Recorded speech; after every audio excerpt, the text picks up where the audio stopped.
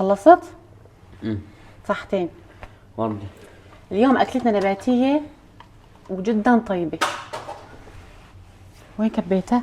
اسف على المواعيد. لا لا لا لا عصب؟ لا لا لا.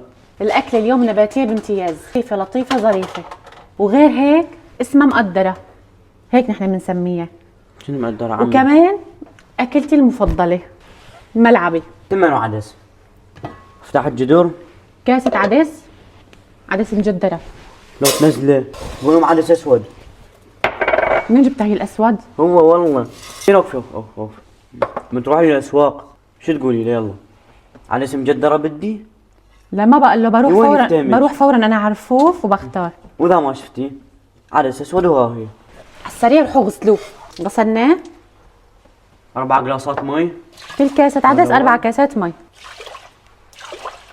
وهي الرابعة. وهلا بنشيله على النار، وهلا بتغطوه، بس غلى عندكم بتعيفوه بس 5 دقائق، هذا سر اتحدى اي حدا بيعرفه. كل الناس بتسلق العدس لحتى يستوي بحطوا الرز، انا لا، بخليه على النار بس يغلي بغطيه 5 دقائق، بطفي النار تحته بيستوي لحاله، بعدين بحط الرز. استوى عنا العدس بننزل عليه الملح، وعندي هون كاستين رز، وهلا بنغطيها بس غلت بنوطي عليها النار لحتى تستوي. هلا نحضر الكاوية، ننزل زيت زيتون وننزل البصل،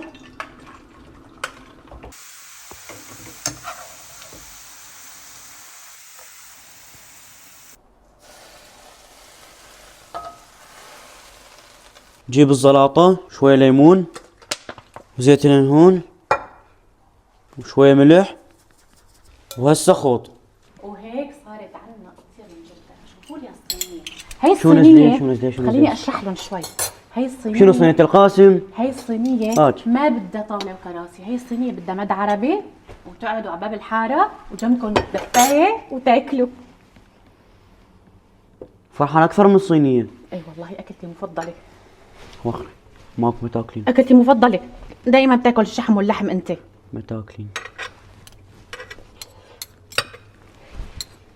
لك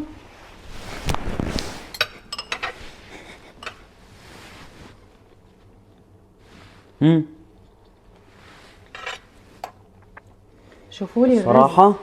الصراحة الحبة واخواتها، شوفوا لي للأمانة ايه. الله يبارك. ايوه تاكل. الله يا ويلي على المجدرة، يا ويلي. ما طيبة ما طيبة. مع صحن السلطة عمي فول.